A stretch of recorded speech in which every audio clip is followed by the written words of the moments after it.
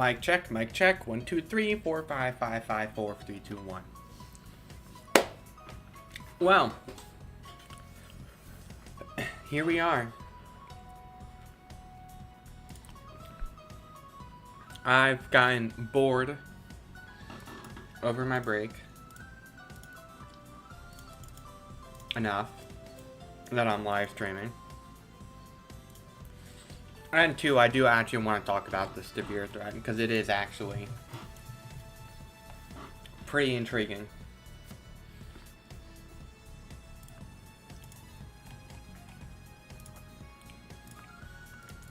Probably, I think this little sequence here has the potential to be like one of our biggest sequences of the year.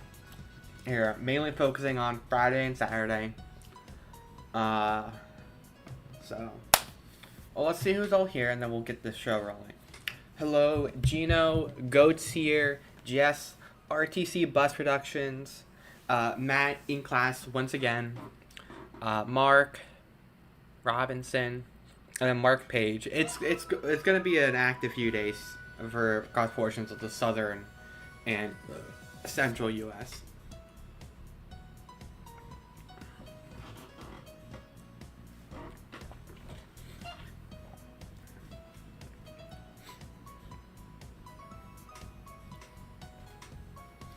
We're going to talk about the event. We're going to talk about the analogs people keep bringing up. That one.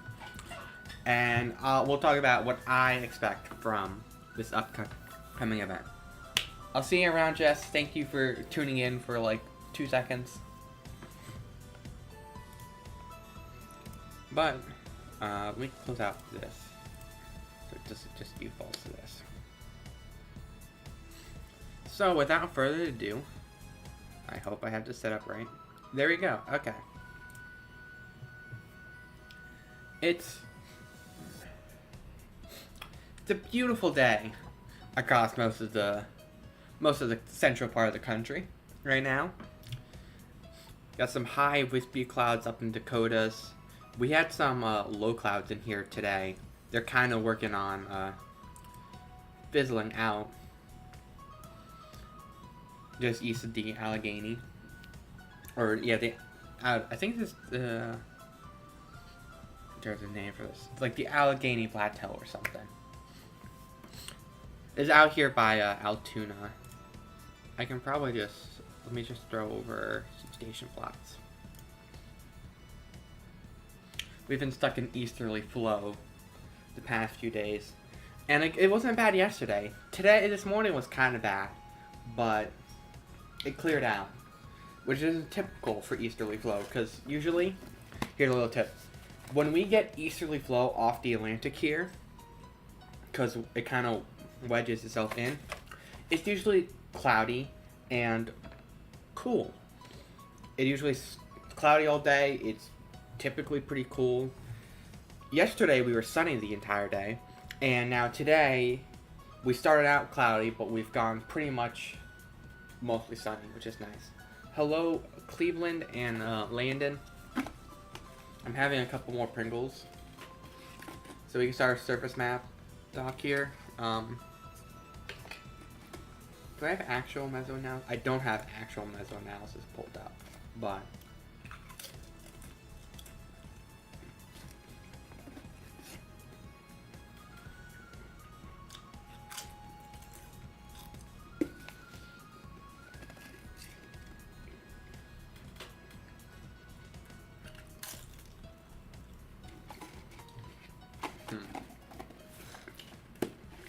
I'm currently eating Pringles. They're actually very good, I gotta say.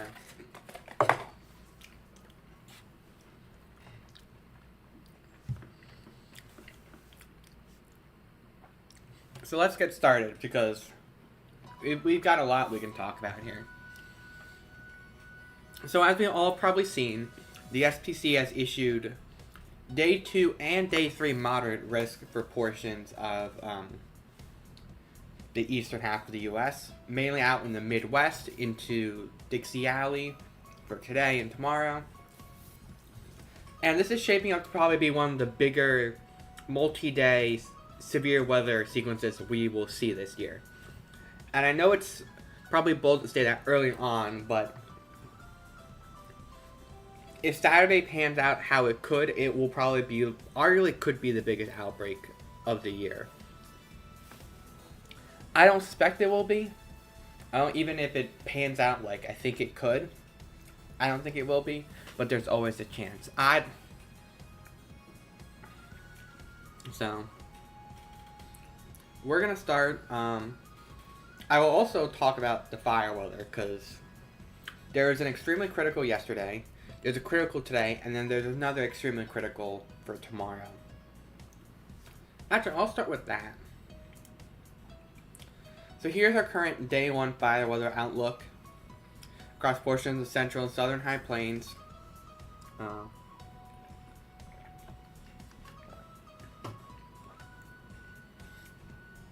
This day isn't particularly notable.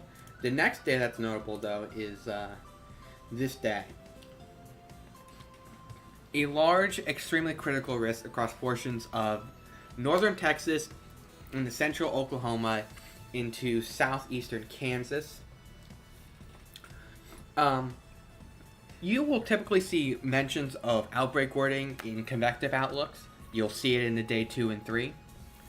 But I've never seen it before in a fire weather outlook. Like, this is how it starts. Significant dangerous wildfire spread conditions expected, with a wildfire outbreak possible across parts of the southern plains on Friday. I've never seen them use the word outbreak before in a fire weather outlook. So this is a first, and it's certainly terrifying to see that. And it goes through day 3 through 8. They have, they mention it day 3 as well. And then it kind of will taper off a little bit. They mention a high-end critical. That's still pretty bad. But compared to the, like, extremely critical, it's not like upper end. Hi Gino. You can read here. This is essentially, this is not updated yet. So the day 3 on here is the day 2 right now. This doesn't come out for another like 2 hours. So after we get through that, high and critical potential Saturday, and then they highlight potential for critical probabilities for next week's system, which that's a whole different story. But if we go over to our lovely href here, they have the Fosberg index. I'll be honest, I'm not the expert with fire weather, so I don't know my thing, but like, if you look at this tomorrow, that's a terrifying look. It's essentially maxed out across basically where the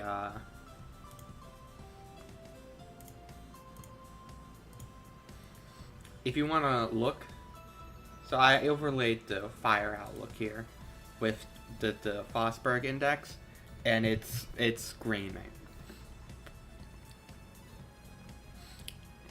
And like that's gonna be the big day. You can kind of see where it is, because if I don't think this has moisture. Let me pull up dew points real quick. You'll see this again at this point. You can see that dry air that just punches in behind the dry line, and then you get like the cold front kind of back there.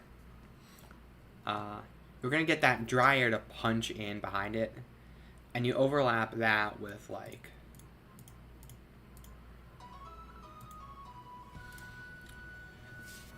35 to 45 mile per hour winds, I believe, is what they're talking about.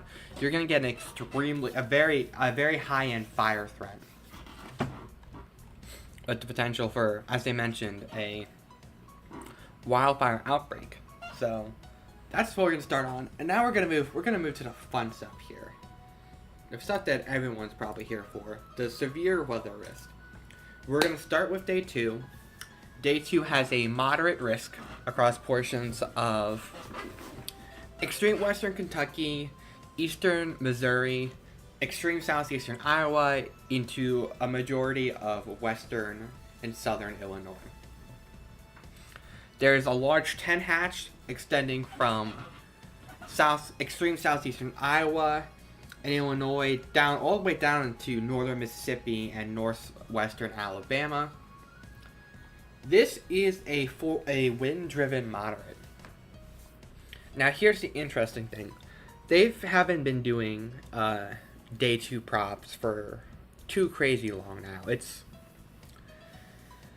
But there's only been like 8 or so cases where there's been a 45 or 45 hatched wind. This is the first time ever a day 2 initial moderate risk was purely driven by wind. And it still purely is driven by wind. You typically see them go like 45 hatch winds on like day 1s, or if you do get a 45 hatched, it's usually associated with a 15 hatch tour, like it was on the second day 2 outlook for May 21st last year. And then they also have the 30 hatch sale that I don't necessarily agree with. I do think a 15 hail is probably acceptable. I don't agree with the 30, but I'll get into that later. So we can go and read a discussion. First thing that immediately stands out to me and everyone else, a regional outbreak of severe storms is likely over the lower mid-Missouri, Mississippi valleys and lower Ohio Valley late Friday night into Saturday mornings. Tornadoes, several of which could be strong, widespread damaging winds gusts from 70 to 90 miles per hour, and scattered large hail up to baseball size will be possible. They mentioned what changed since the last outlook. Nothing much has changed. And then we go into discussion here, and we can kind of look into this day ourselves here. So if I do...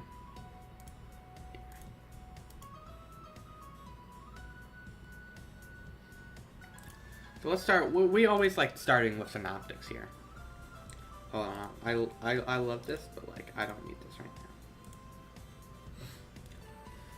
So it's currently about 19 UTC or 3 p.m. Eastern time. So here we got a little shortwave, a big shortwave off the California coast, which has been promoting some isolated severe weather, including there was a tornado this morning in the LA metro. Like EF0, 85 miles per hour. They confirmed it a few hours ago. So this little shortwave here is currently digging into the southwestern United States, and as it kind of progresses through the evening and overnight hours, it's going to move through the southwestern United States and start ejecting into the central and southern plains, which will begin to set up for our severe weather on Friday. One of the big things that we've always kind of like uncertain on is like the moisture return, because if we look here, go back, here's this kind of a very weak shortwave impulse that's kind of glided through the region today. It's responsible for a marginal risk. That's like for like isolated large hail, isolated damaging winds. I'm pretty sure there's a little MCV associated with it. Wonder if it's still visible here. You can kind of see it. If I turn off my station plots real quick, you can kind of see that spin feature right up here. That's kind of it's kind of like a remnant MCV that's associated with this little trop that's kind of grazing through. And kind of as of a result of that,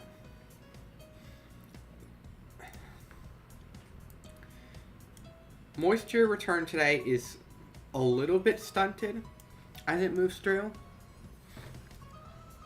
But we do have, you can see we have 50 dews up into like northern Missouri, southern and southwestern Illinois. So it's going to at least set the stage. We don't have multiple days of moisture return like what would be preferred in cases like this. However, it's going to be enough to set up for a significant severe weather threat tomorrow. So we're currently about here. What I should have pulled up is here. I'm gonna pull up the RTMA analysis. This is like the real-time meso-analysis that we can use. So you can see we do have 60 dews into like northwestern Missouri, southeastern Arkansas. Underneath some like southwesterly wind. You can see the winds are more southeasterly or easterly across Missouri and Illinois. Probably watch them. Yeah, you can tell like these areas were north of the warm front, which is probably about somewhere in here. And as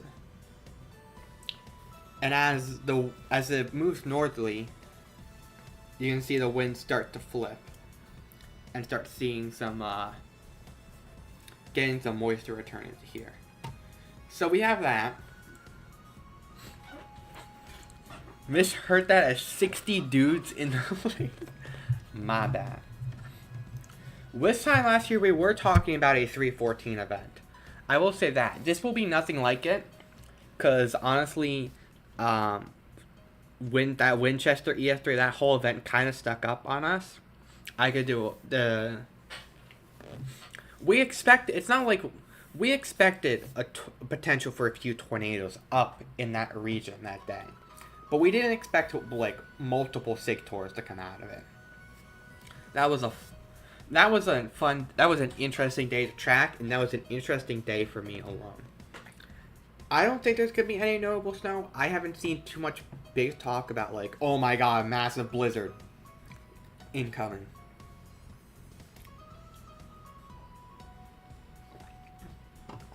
But there'll probably be snow somewhere. Probably nothing too impactful. So look at our 10-meter winds. You can kind of see, is that really, the MCV feature really isn't still like obvious here anymore. But it was spinning earlier this morning. It kind of doesn't reflect well on this. You see temperatures are in like the mid to upper 70s across the region. Even warmer down here, pushing 80 in like Louisiana. Then you have dew points in like these are like the 50s. High 40s, low 50s. And so we're gonna go back here. You can see it's stunted a bit, but as we head into like later this evening to the overnight hours, we'll see our moisture return finally increase again as our shortwave ejects into the plains, and as that shortwave that's currently kind of skirting over Dixie Alley, it's just gonna push out. We're gonna see that wind flip, and we're gonna start seeing some moisture returns by about 12Z. Another thing you'll note is with how dynamic this trough is. See it rounding the base. You've got a strong bellow, like 100 knots associated with this is pretty crazy. I'll give you that. Ejects in, and given how strong it is, you can see it starts to get a close contour here early tomorrow morning. And it's actually only going to intensify further. And as a result, when we go down to the surface low, by 12Z tomorrow, it's already like 984. This is a very powerful system overall. So even though like, 984 millibar low, it should be easily able to get like adequate moisture up there. It's not exactly the case. I believe if we didn't have that initial shortwave passing through the south today, and with just this, we'd probably easily get 60 dews up into like the Midwest without doubt. So we're getting we'll get enough moisture. It's not going to be essentially good quality moisture, but it's going to be enough for a potent severe weather event. And as we watch the day go on, you can see the moisture just slowly, there's kind of like that almost initial surge that kind of fades out. That could be a little bit due to like daytime heating where it kind of mixes out a little bit. I suspect this could be a bit underdone. I think we'll get mid 50 dews into here. I don't think they'll be extended out like this. And also you can see our low is still intensifying. It's going to peak sometime during the afternoon, early evening hours tomorrow as like a 975 millibar low. It's not going to be anything crazy. I mean, that's pretty crazy. For this time of year, this kind of dynamic system is pretty insane. I mean insane in terms of the fact that, like, some of the other models runs before this had to gain to, like, 970. And maybe it still does. I haven't looked entirely close. So we're going to go, the 18Z Hertz running. And at some point, the update for the day 3 is going to come out, and we'll go through that together. So I'm going to go to the 12Z Hertz. And I'll tell you, I can pick up on the fact that, so the herd doesn't tend to do well with moisture. It will tend to what we call overmix, where it will mix out at the surface too well, or too much. So you can see here, this is well, I guess it's pretty dry in general. This is a very well mixed boundary layer. Because your lapse rate, essentially in the first 3 kilometers, are dry adiabatic, which means we've entirely mixed out in a way. If I go to compare models, I probably can pull up the NAM for this. The NAM says that it's actually still pretty mixed out, but, or I guess it's not too terribly mixed out. So we're gonna watch the moisture return on the HER. So obviously, as we get that surface flow to deepen, you can see that across the northern plains. We're going to see that moisture slowly creep up. Now, there is these weird little dry spots that I think here this is being overdone, but you can see kind of like with a well-mixed boundary layer, you're going to have these inverted V profiles, and that's kind of what you got here.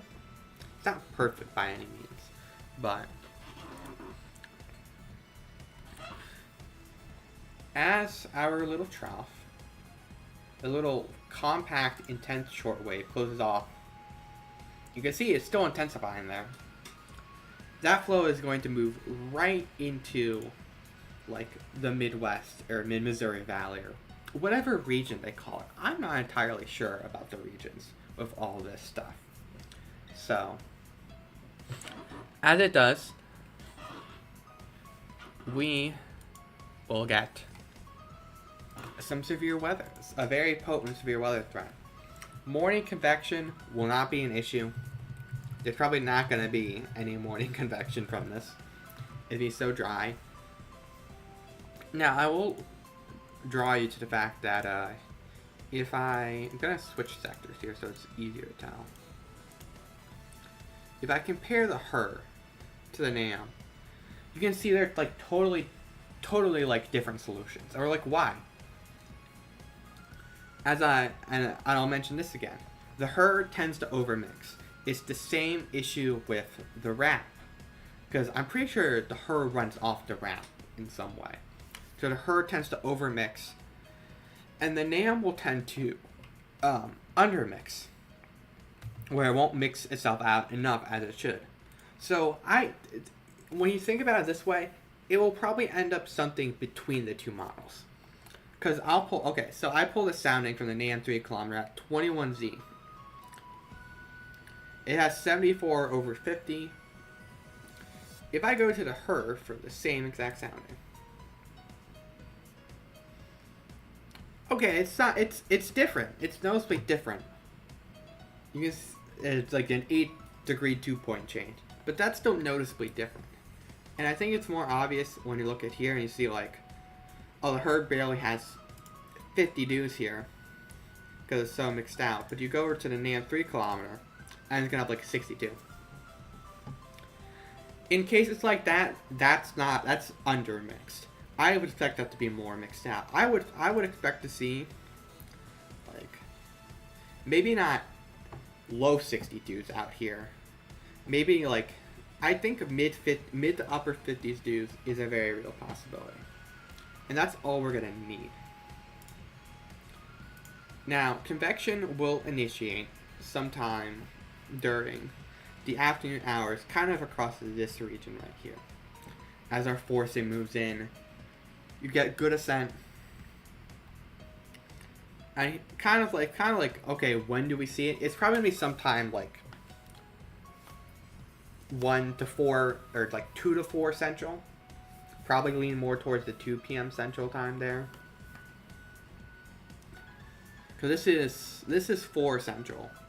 Yes, it's probably somewhere in that like 2 to 4 p.m. central time. We'll see convection begin to initiate across this region. What happens from there is we have a lot of dynamic forcing. So everything will want to rise immediately. So maybe you can get a brief discrete mode, but everything's going to go instantly upscale.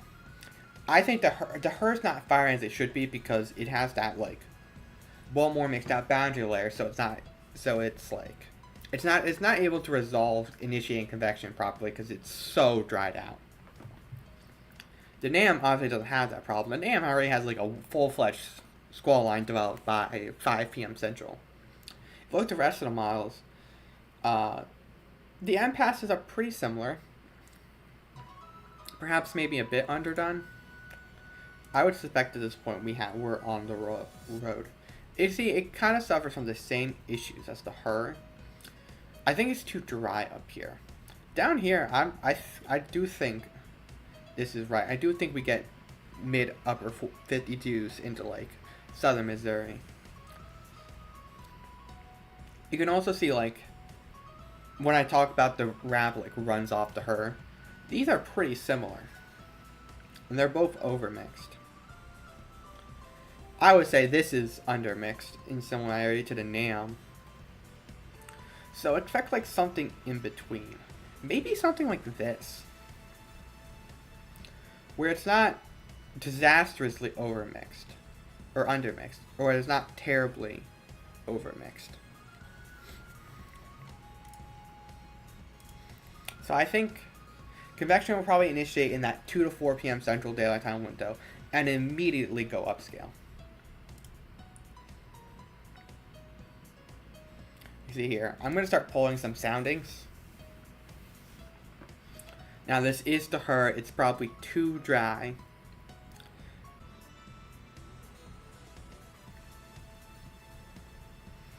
Am I back? Okay.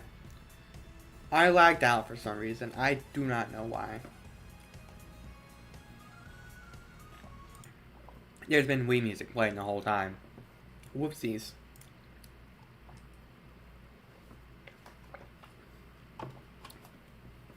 Anyways. You got some curvature in the photograph. It's not great. But this will definitely support a damaging wind threat. And the reason why I'll say significant is, let's bump over to our 850s. It's easily like 60 knots, and then you have like your jet overhead that's going to be like 80, 70 knots. You're going to have a very good transportation of wind aloft down to the surface, especially in an inverted V look.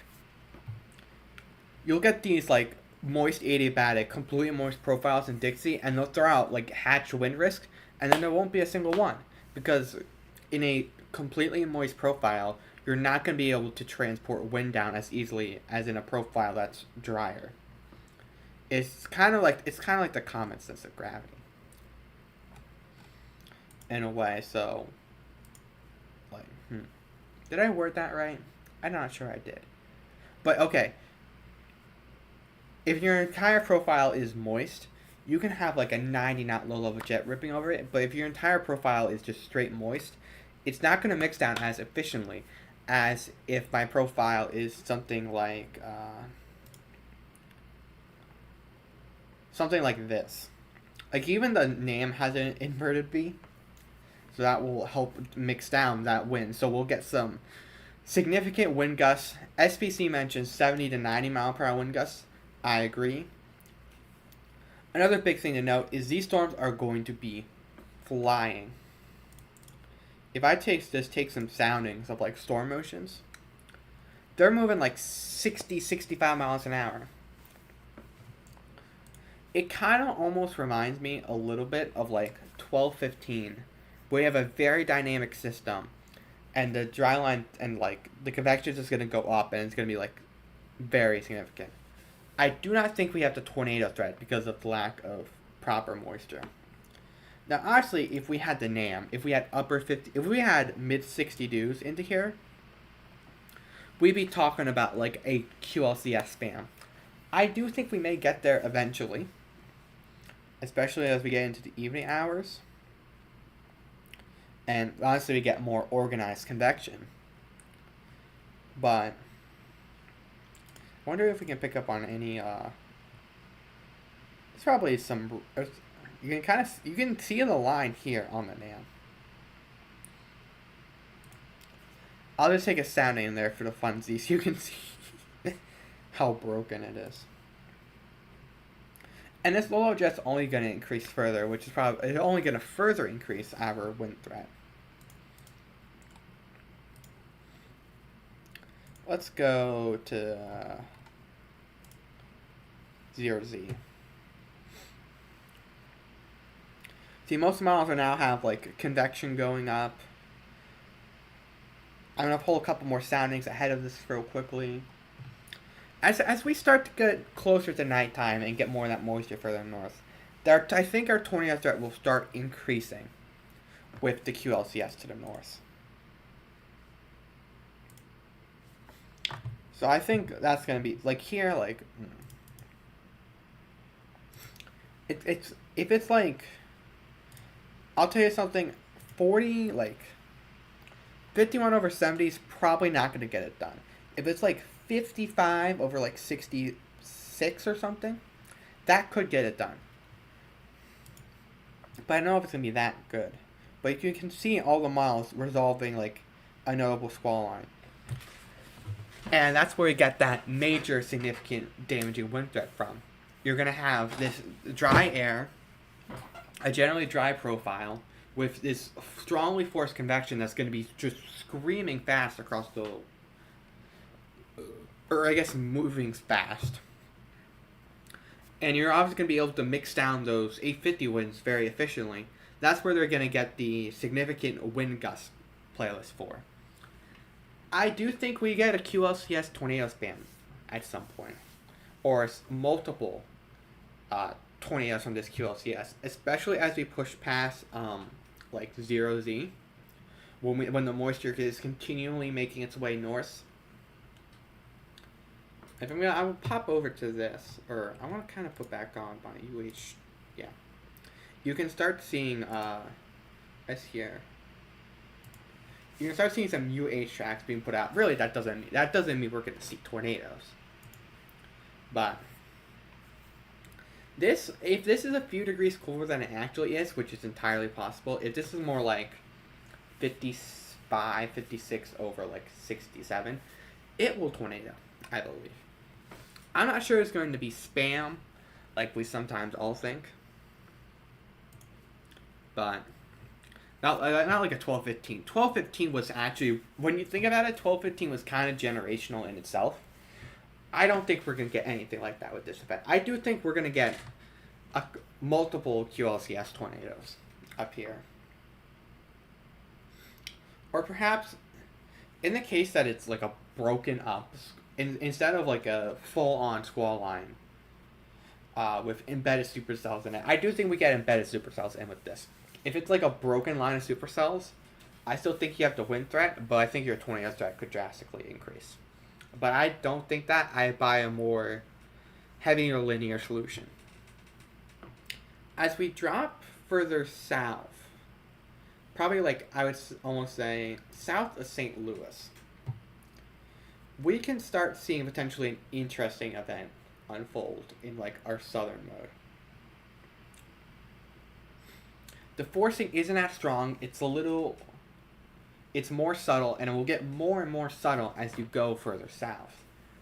But there is the potential for a very it's a conditional but intense tornado threat down there.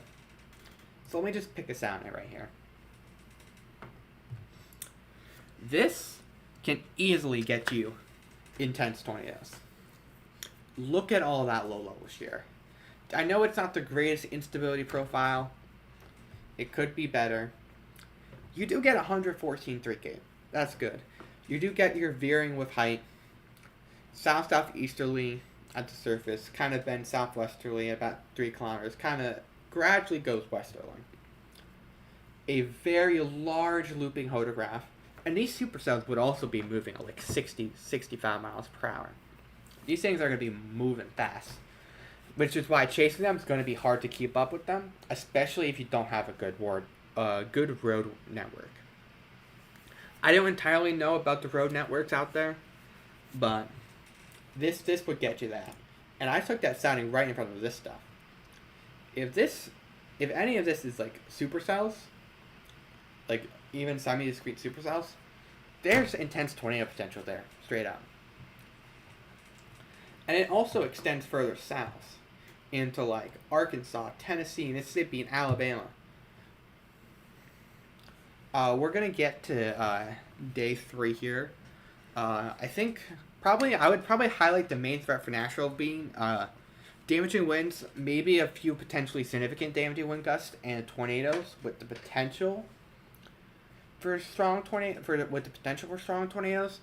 There's still some uncertainty with that day that we're going to get into, but it started to look pretty terrifying from a forecasting standpoint. So you can see some of the models. I don't know if the FV3 is right with how many supercells. If the FVC is right, it's gonna be like that's gonna be April 3rd at nighttime. But the FV3 is a very well-known model that just overdoes convection.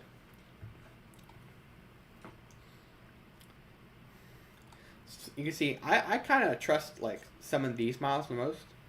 The M passes. The NAM, kind of, you can see some of that convection south of the line. Alright, let's go to the next hour. We see the squall line is moving through Illinois. 53/68. Generally dry profiles. It's a little moist there, that's okay. But this will easily support a significant damaging wind threat. And QLCS tornadoes. With a little bit of a less dew point spread. If we go a bit further south, I'm going to take a box sounding because there's convection there. This will certainly get you significant damaging winds and tornadoes. I think any embedded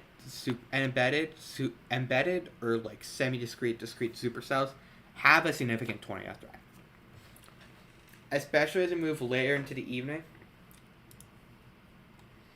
and that moisture just moves slowly further north. You see some of the models lining up. Don't ask me what the FV3 is doing. This would be like, that's like 5 supercells printed. The only time I've seen like the FV3 even close to reality was like December 10th, and it just nailed like that one supercell. But even then, it still overdid it. Maybe you do get a few supercells down here. Honestly, if you do get them like down here, let me just pull a box sounding so we know what we're dealing with. You do have a little inversion that you can work through, but you get that kind of like that large looping hodographs in the first kilometer. It does get a little funky in kind of once you get above the first kilometer, but this will support significant tornado threat easily.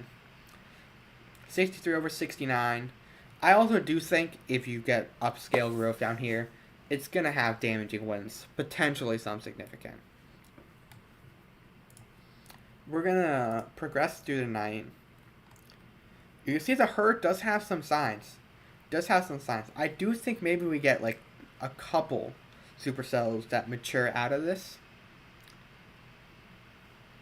I don't know if all of them will produce, but I do think we get some. The ARW has some in southeastern Missouri at 4Z. If we take a box down in front of that, that is intense tornado. That's an intense tornado environment right there. Strong low-level winds. Mid-level shear is lacking a little bit, but with mergers, we can help sustain updrafts better. generally, like, a kind of skinny cape profile, you still end up with, like, 1,300 joules per kilogram. Very little SYNH, 85 3 cape. This can produce your significant tornadoes with any intense, mature supercells.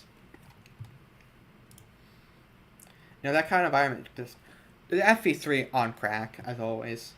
This is a very funny solution when you think about it, because that's supercells from southern Illinois to Jackson, Mississippi.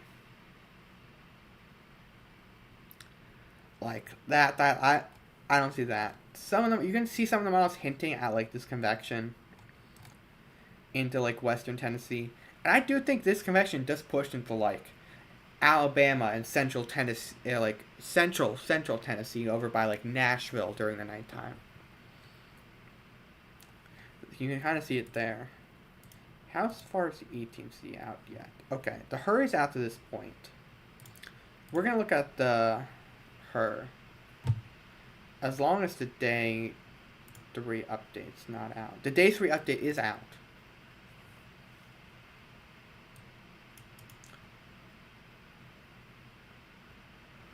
Oh my god, hello?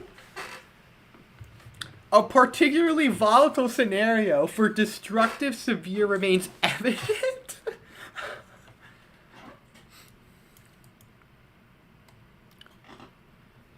Okay, they upped this wording from last night.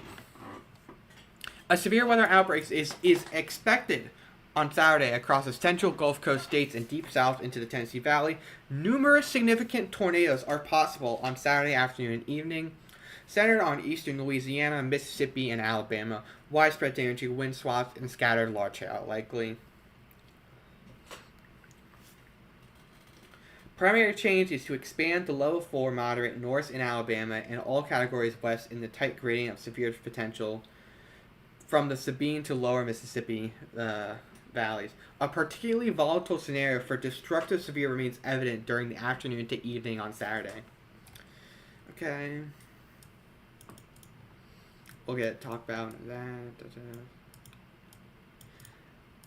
A big thing that we're going to talk about for Saturday that they mentioned up in here is that secondary surface low.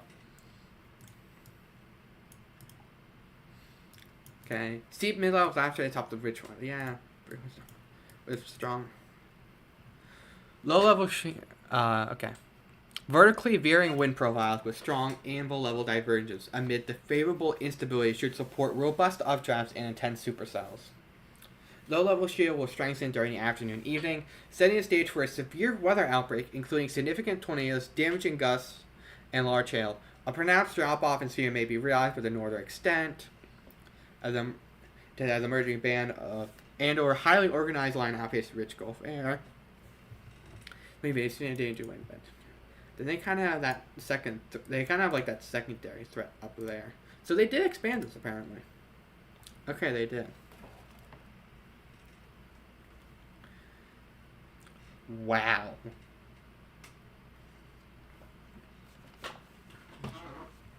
I kind of forgot that was coming out.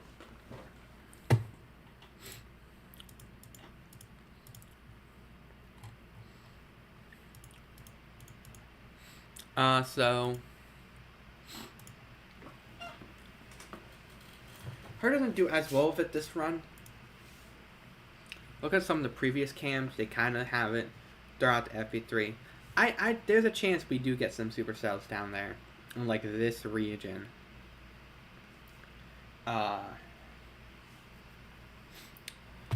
Friday night into early Saturday. And then this will set the stage for Saturday. Yeah, but say that moderate got expanded notably. That kind of wording, like I was like, holy.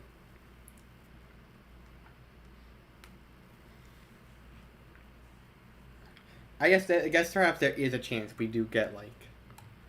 I think they might mention an upgrade at some point in day 2. And we're going to slowly start setting the stage for Saturday. As this convection will outrun it, eventually weaken. There's a chance we see convection rejuvenate during the morning. I can see the convention down here as well. But let's move on to Saturday. So we get that base threat for Friday. Shortwave trough digs in, ejects into the southern plains, moves through. First day severe weather outbreak, Friday. Widespread damage of wind gusts. We'll probably have multiple instances of significant damage of wind gusts up to 90 miles per hour. Tornadoes, I would actually say potential for multiple to several strong tornadoes. With the QLCS, embedded supercells in the QLCS, or any of those supercells that can mature during the overnight hours across, that can mature kind of across this region right here.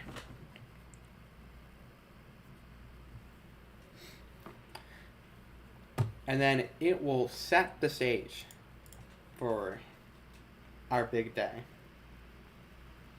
So this doesn't go out all the way, which is okay. But you can see as this shortwave just shunts off to the northeast over this, it'll stack with the upper level. It will stack with the low at the surface. So our low will begin to occlude. You get this big long wave that's coming in behind it.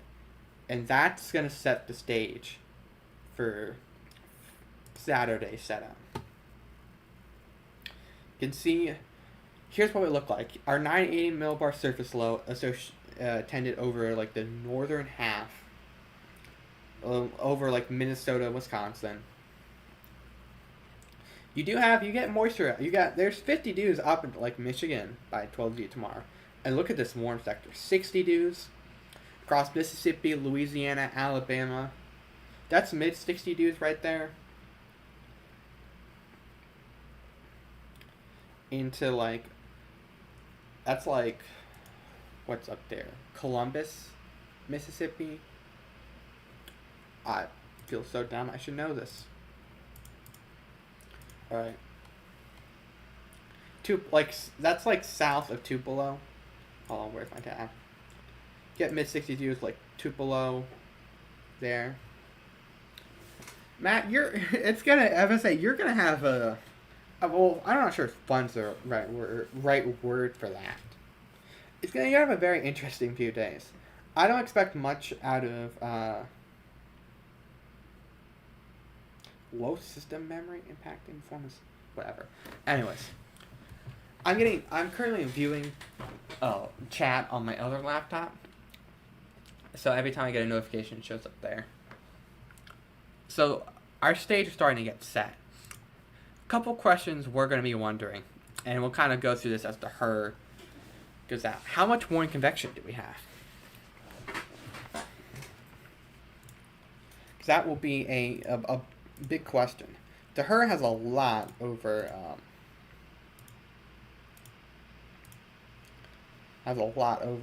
Alabama. That's at 5 a.m. That could be impactful. I think this could limit the eastern extent of this. You could tell where it was.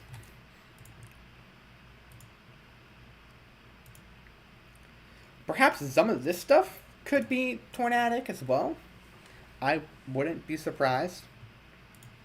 Or it's just going to linger around and not do much. I wouldn't... This probably will not do much, but it's always important to note. So yeah, let's set the stage. As we just saw, there's a large day 3 moderate. They mention numerous significant tornadoes. They mention a notable severe weather outbreak. So let's get into that. We're going to do...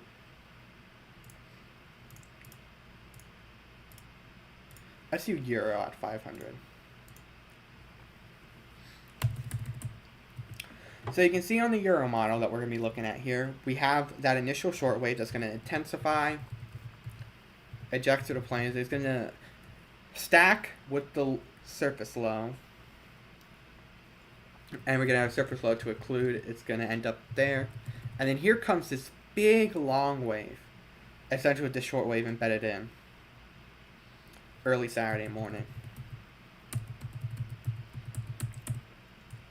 And it's just gonna just casually move through. And by 18Z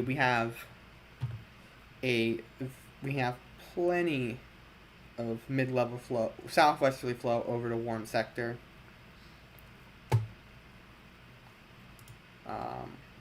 I'm kind of trying to stall as much as possible.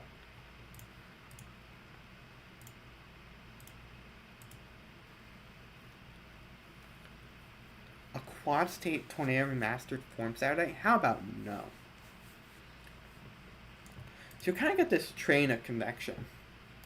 This could potentially wash out. This also could just disappear in another run. This is 2 runs. That is consistent. But look at our photographs already. At 12Z. That's pretty good. There's no cap. There's no actual cap. That's a little bit. I expect there should be like probably some sort of cap. There is a EML you can see right there. The 3 to 6 kilometer lapse rates are 8.1 degrees Celsius per kilometer. That kind of shows us there's kind of like some sort of EML in place. It's not like great per se. I think this is slower this run.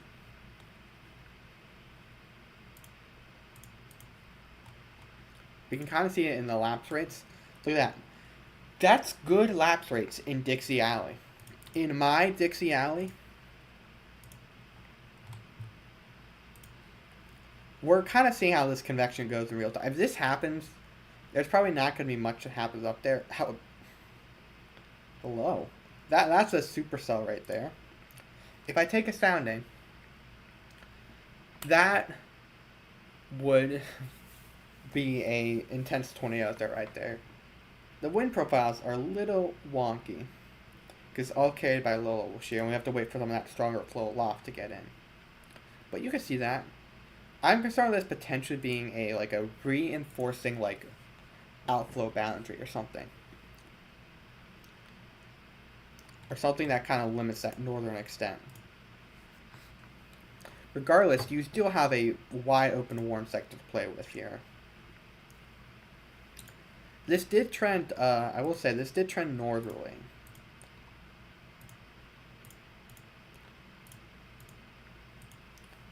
So maybe that will be something to look into. I don't know if I like convection actually firing off at 9 a.m. However, if you look at the photographs near, I think this is near Birmingham, at 14Z. And that's pretty good. There's no mid-level shear. We gotta wait for that to arrive in. But I bet you back here it'll already be there.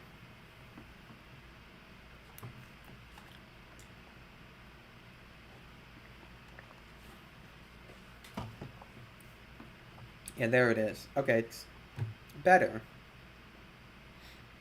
2,000 surface base cape, 300 0 to 1 kilometer SRH, intense tornado threat.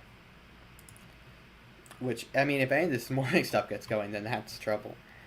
This area I'm a little concerned about, but we'll have to see how this plays out exactly.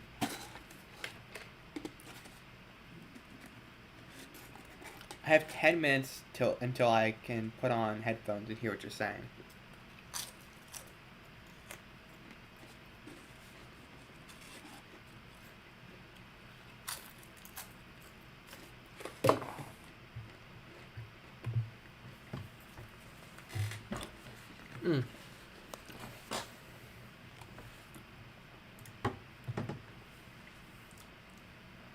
You can start seeing our warm sector develop good lowering.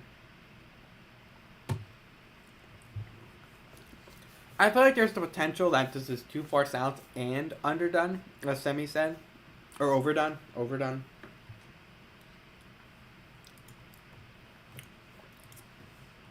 But I think the chance that if we get supercells early on, I don't think we will. They're going to be significant in nature if they can mature properly. This website's taking forever to load all of a sudden, and I hate it.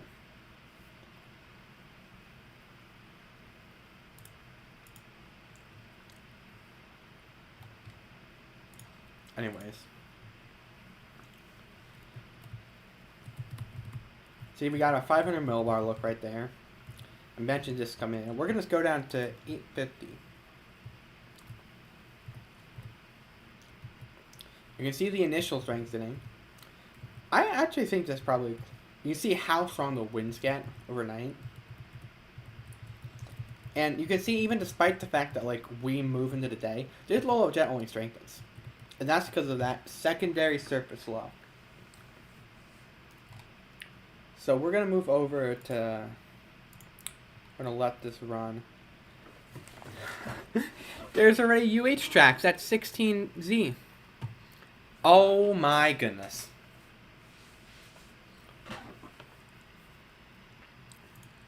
That's certainly not a terrifying look.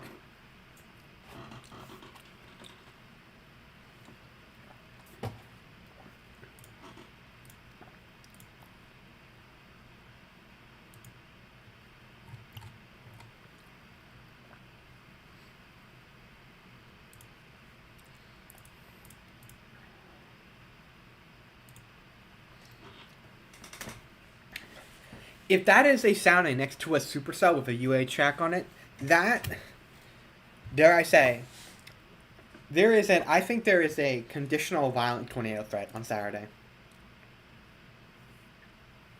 You can see this confluence band just popping off. Let's see what happens. Oh my god. This could be a long day. If this is right, this could be a very long day.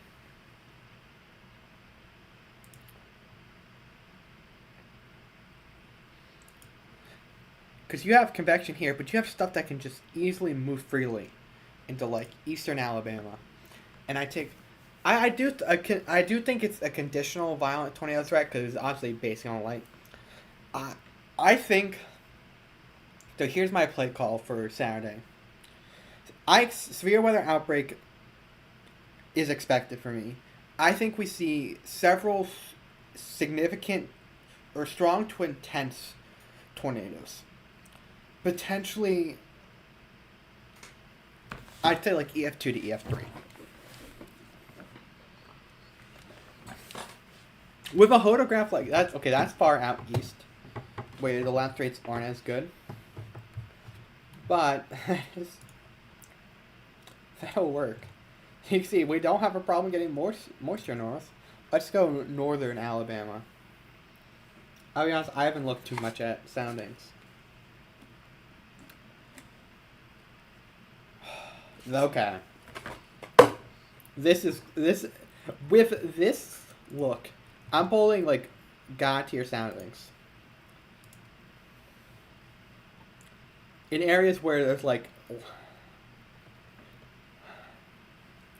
I'm not going to say this is a high risk run because it's out to 18Z, but this is a notably high end parameter space.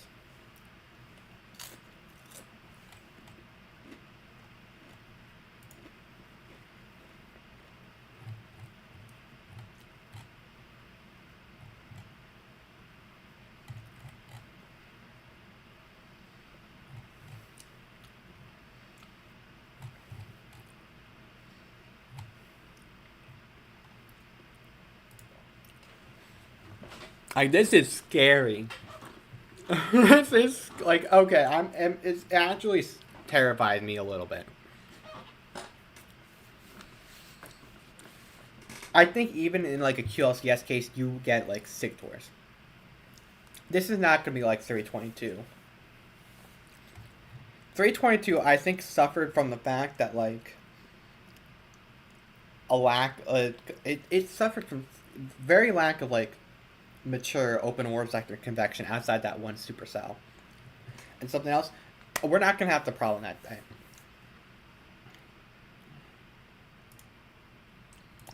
day. This is very concerning. And I'm honestly not even saying that like the joke way that what Twitter's been using, like. But like this is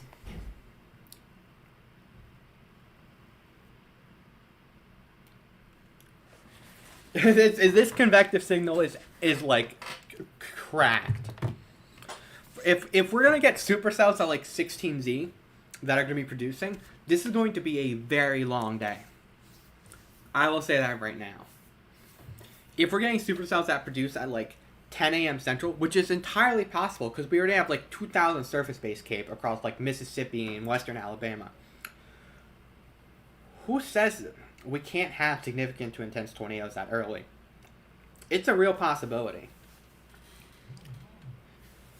I honestly think we'll have to see how the cams come in tonight, but if all the cams are just printing like discrete supercells, printing a mode that would be a very potent high-end impact event with an I'll say, this is an upper echelon perimeter space for the region.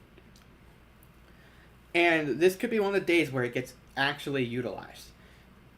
I do think, despite how 325 ended up, it didn't get fully utilized, but where it got utilized very well. Because you had three intense supercells on 325. They all produce significant to violent long track tornadoes.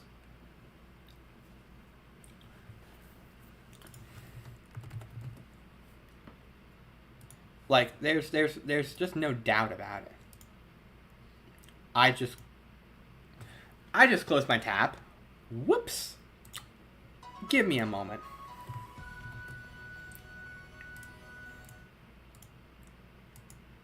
There we go. I was trying to find this.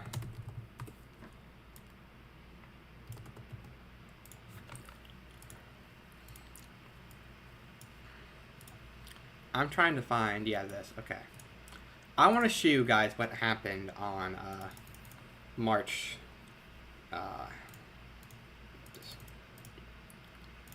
this day. There we go. You had an EF2 up there. But if you look at this, this was one supercell. This was the next supercell. This was one supercell. You had 10 significant tornadoes on this day. 10 to 12. Essentially 8 of them were long tracked, and then you had 5 of them intense. Just in this one corridor. If this area hadn't washed out, you probably would have seen this printed north, through Huntsville, potentially Nashville. Honestly, if there was, I know it's almost been 4 years, we're still talking about this. 325 could have been the next super outbreak. There was real talk over that, and thankfully it wasn't. 325, Dante is a great point. It had all the fail modes happen, and you still got destructive, intense, long track tornadoes. 325 was like shaping up to potentially be our next super outbreak. It didn't happen that way, thankfully, and Saturday is not going to happen. Like, it's not going to be a super outbreak. I know people are trying to draw comparisons to April 27th, which I'll tell you why they're doing that. Actually, now.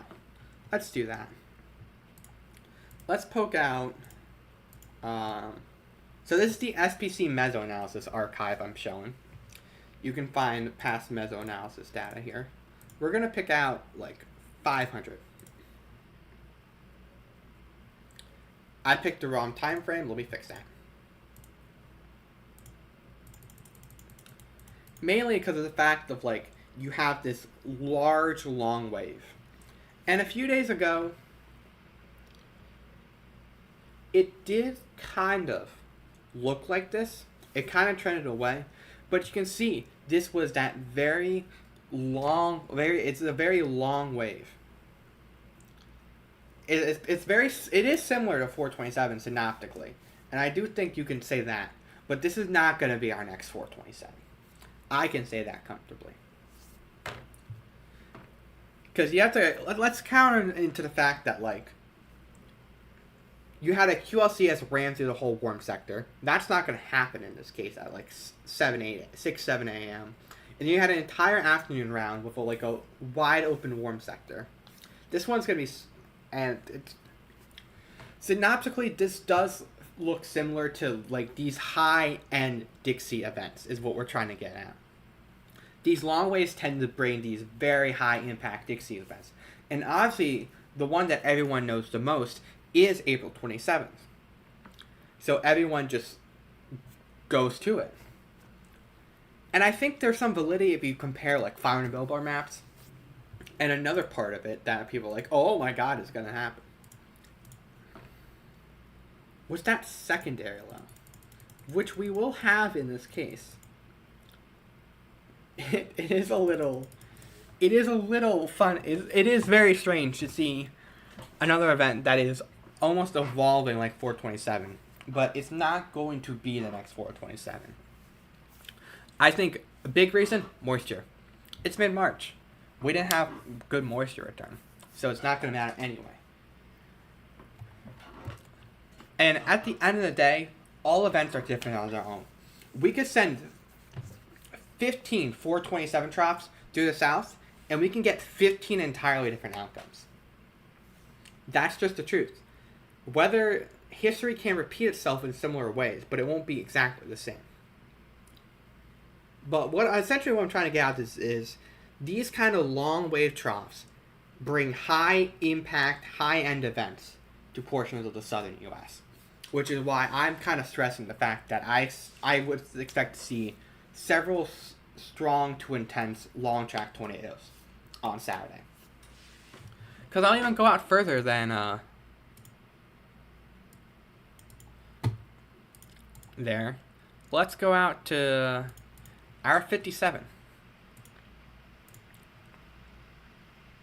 Now, I think the photographs are a little too overamped because it's the NAM, but look at this.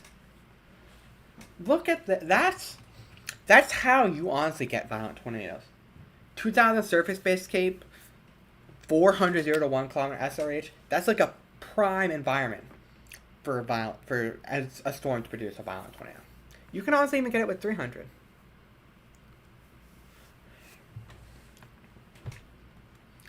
But the point I'm putting out here is like, you're going to have a wide open warm sector, even if it's truncated to like this. Any storm that get going out here, it's probably going to have time. A lot of time. Like, we're taking soundings in southeast Mississippi. I had that confluence band. Look at that.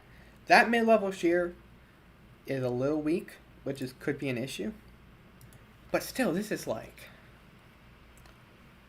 get enough mergers and this thing is going to produce. And then you slide further north, where you have the better, like, support around like 3 kilometers, and it's just perfect. You kind of get this M-shaped photographs. We've kind of learned. Everyone's probably seen this, but when you get those like M-shaped photographs, like the McDonald's logo, those tend to be associated with like some of the long track tornadoes. I'm not gonna say it's gonna happen that way, but this is why I'm telling you. There's potential for several strong to intense long track tornadoes with destructive potential on Saturday. Also, I would argue that just because they emerge into squalling doesn't mean it's over. They could become embedded and just keep producing. Look at, obviously this is nothing like this day at all, but look at January 12th, 2023, that day. When that supercell merged with the line, it kind of kept going. There's always a possibility for anything like that to happen. And then it just spat out a bunch of tornadoes in Georgia. So I'm going to pull up, we're in a weird time frame. I'm going to pull up the NAM 3 kilometer to show you how the convective evolution it did have. Now the NAM is a linear bias and it doesn't do great with convecting, but it's clearly popping up convection up here. And if I just take a sounding, That's stupid. That is generationally stupid.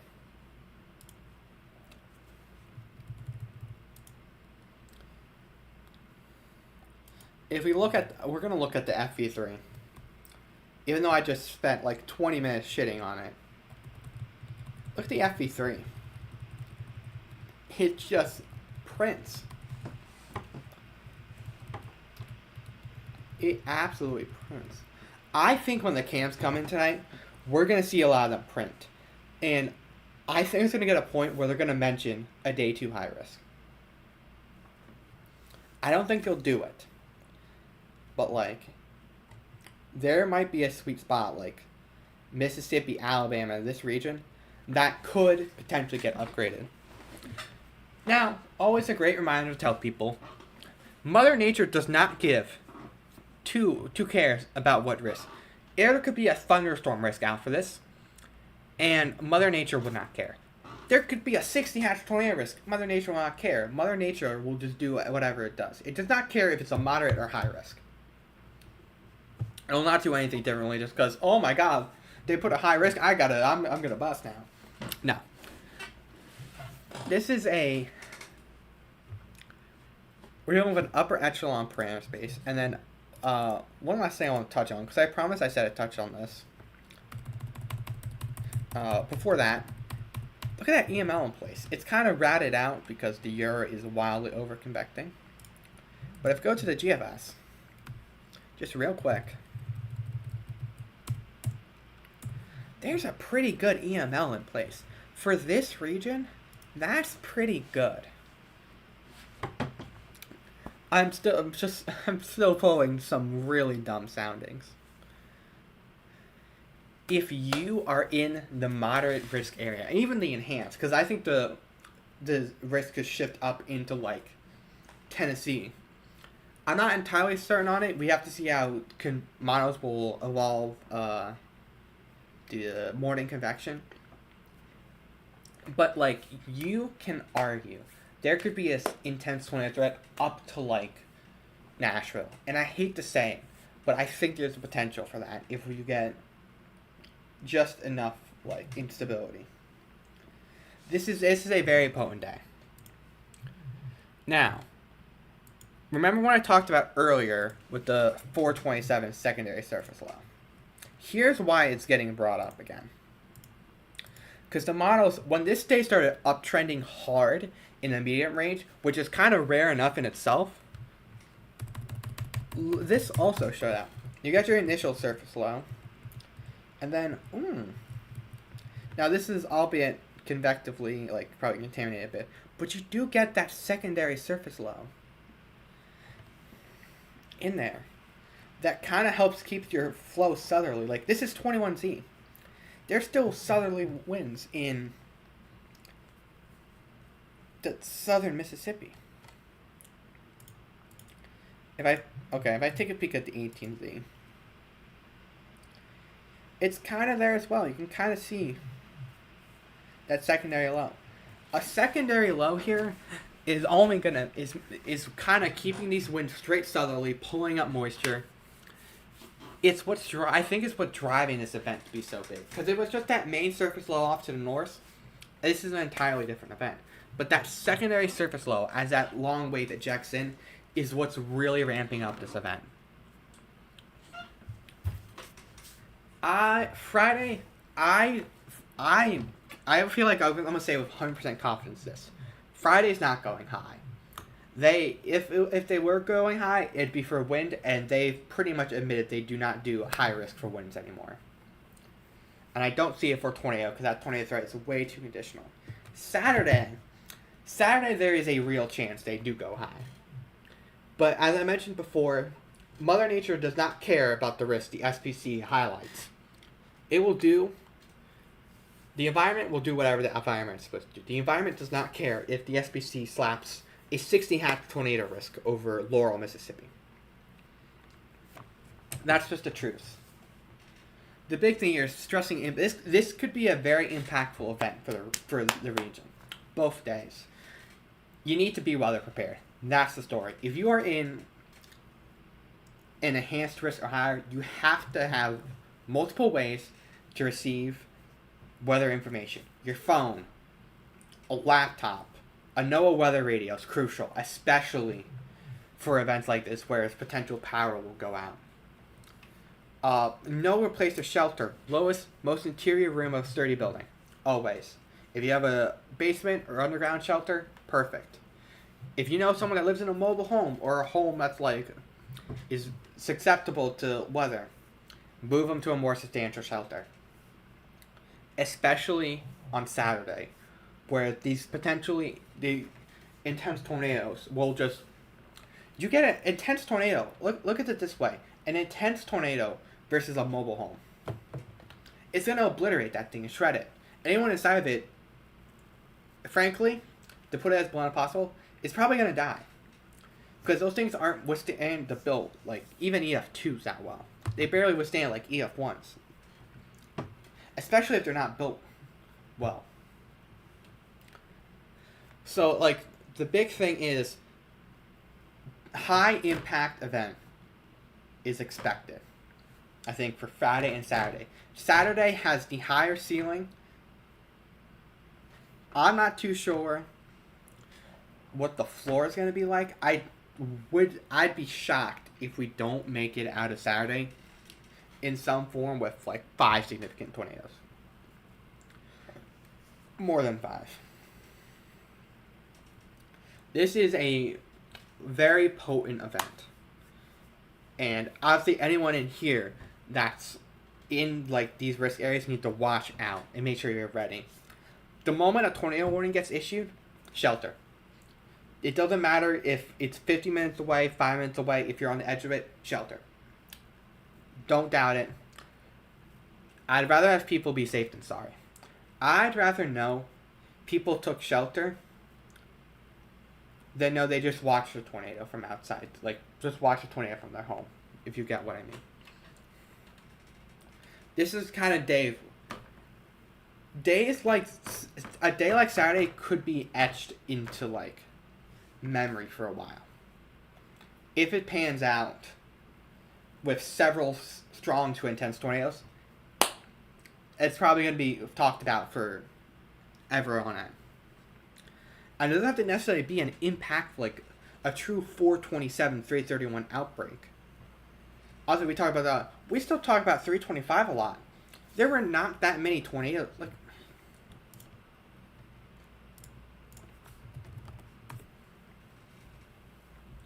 I'm going to pull up 325, 2021. There are only 20 tornadoes on 325. But we talk about it so much. And that's because the impact of the event. Obviously, there was a lot of hype up to it. But look at this. Despite having 20 tornadoes only, 9 were significant. And 8 of them were long-tracked. If you want to count 20 plus miles, 7 or 6 of them were long-tracked. A day just doesn't have to be... Saturday could be remembered for one tornado. One tornado could happen, it could be an EF4. And we're that day didn't come out. But we'll remember that tornado. We remember Rolling Fork. Also worrying how the end of this may operate considering the firings. Yeah, that's also a big thing. I did hear somewhere some of them go back. But not all of them, which is the annoying part.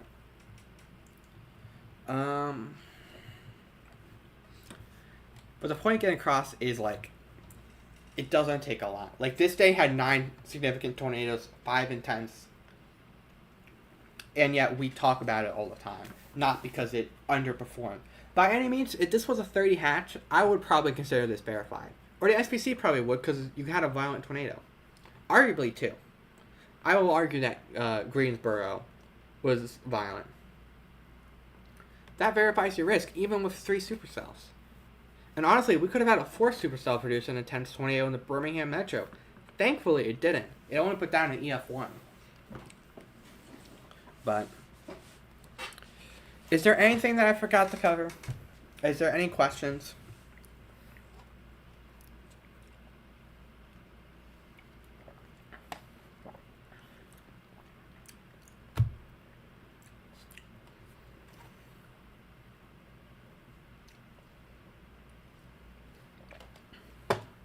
Because I did just yap for an hour and 20 minutes, and I hope that hopefully all that what happened made sense. So I come up with questions. Day 2, mainly a significant damage and wind threat.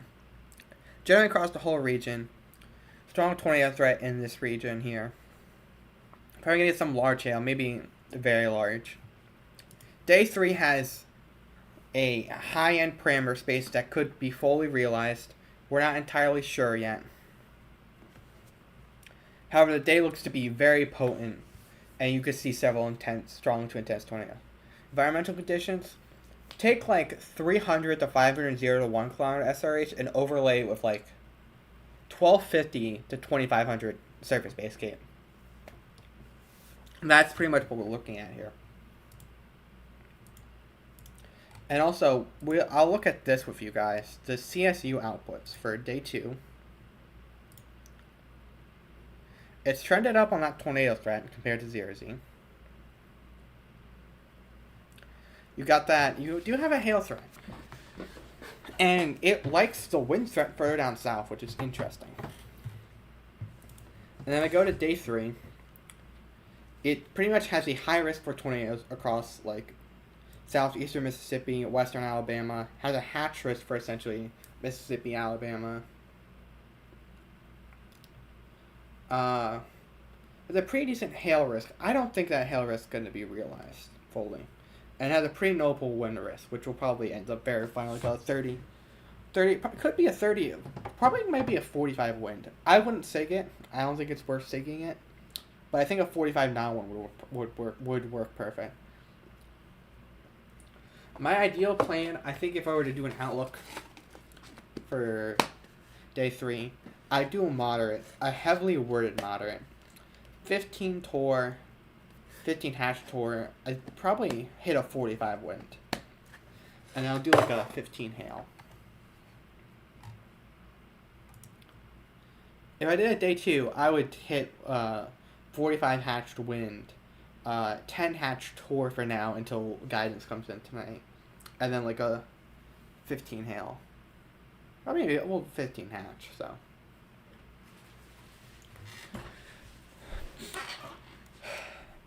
I've done a lot of talking. I'm not going to be live during any events because I'm going to be tracking on my own, probably with some of my friends, so you know where to get your official news source info from.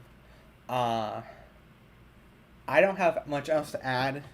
I simply wanted to go live, talk about the severe weather setup, tell you what I think tell you what I think is going to happen in a realistic sense. And unless something crazy happens, I'm probably not going to be live again. Breaks over in a few days, and then it's just kind of like a who knows, so.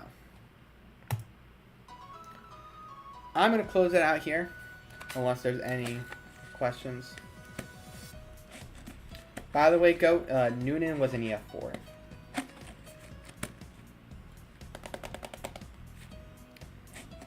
If there are no further questions, I'm going to say thank you guys for tuning in. I hope my weather yapping made sense. It was just an hour and a half, completely unscripted, unfiltered, so. I'll see you guys next time. And especially if you're being impacted by severe weather over the next few days at any point, stay weather aware. Keep up with the latest forecast, keep up with the latest weather information. Good luck. I'll see y'all later.